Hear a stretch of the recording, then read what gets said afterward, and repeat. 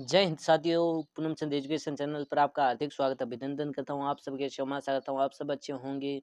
और आज हम देखते हैं बीए फर्स्ट सेमेस्टर का राजनीति विज्ञान का पेपर। किसका देखते हैं? राजनीति विज्ञान का पेपर।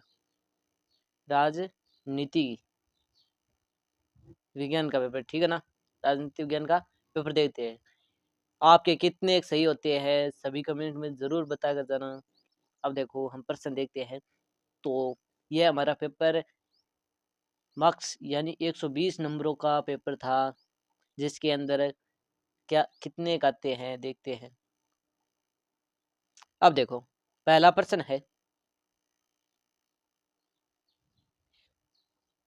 है, परंपरागत दृष्टिकोण के अनुसार राजनीति विज्ञान का अध्ययन मुख्य रूप से किससे संबंधित है? कि परंपरागत दृष्टिकोण के अनुसार राजनीति विज्ञान का अध्ययन मुख्य रूप से किससे संबंधित है? तो ये हमारा आंसर हो जाएगा राज्य और सरकार से। किससे? राज्य और सरकार से, ठीक है ना। अगला प्रश्न देखते हैं। मार्क्स के अनुसार इतिहास का मुख्य चालक क्या है? तो ये हमारा हो जाएगा कौन सा? क्या हो जाएगा? वह हो जाएगा वर्ग संघर्ष। क्या हो जाएगा? वर्ग संघर्ष। अब अगला तीसरा प्रश्न देखते हैं।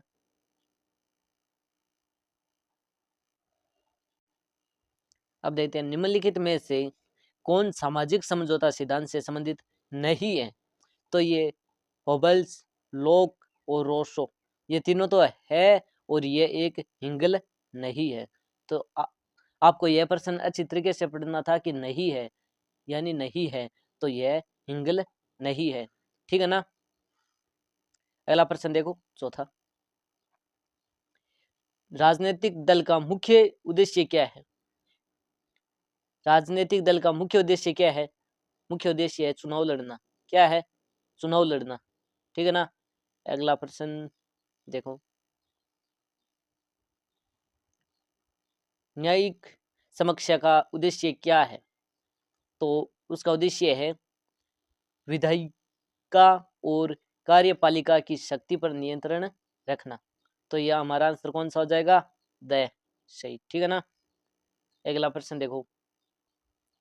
राजनीति विज्ञान के जनक माना जाता है, यानी किसको माना जाता है राजनीति विज्ञान के जनक? अरस्तु को। किसको? अरस्तु को। अरस्तु को, ठीक है ना। अब अगला प्रश्न देखो। शासक वर्ग जो उत्पादन के साधनों का मालिक है का शोषण कहलाता है, शोषण करता है।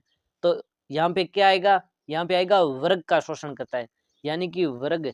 अब देखो वर्ग का शोषण, वर्ग का, एक मिनट, यहाँ पे आएगा वर्ग,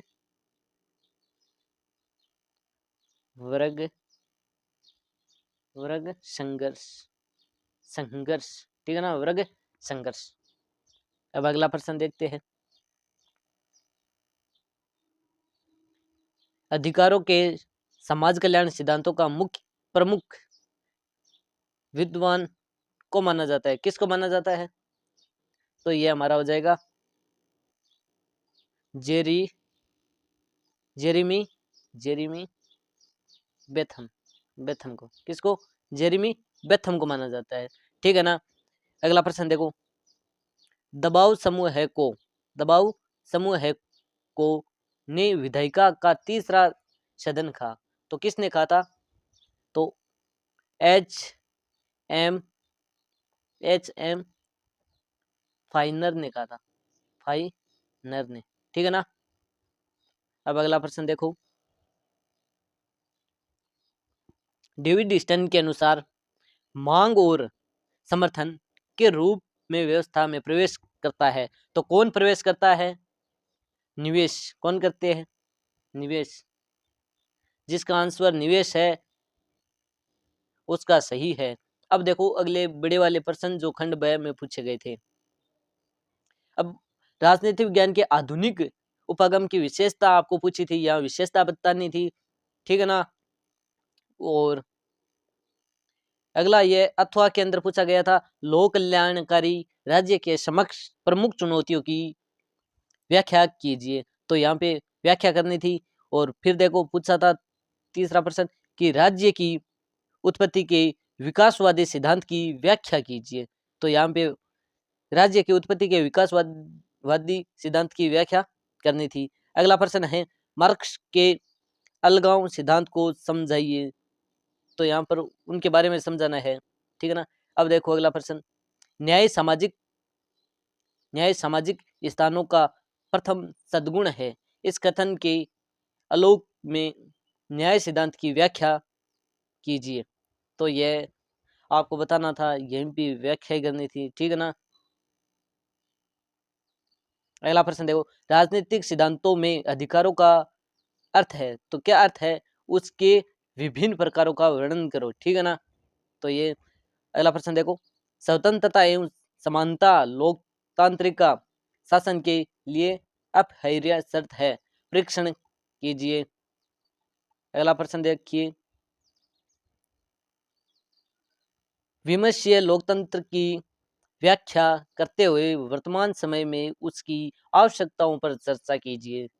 तो यह बताना था यहाँ पे राजनीतिक दलों के संबंध में मिशेल के सिद्धांत की व्याख्या करनी थी। और इसके अंदर अथवा के अंदर पूछा था आधुनिक राज्य व्यवस्था एवं भूमंडलीयकरण के बीच के सिद्धांतों का परीक्षण कीजिए। तो उसके बारे में यह बताना था।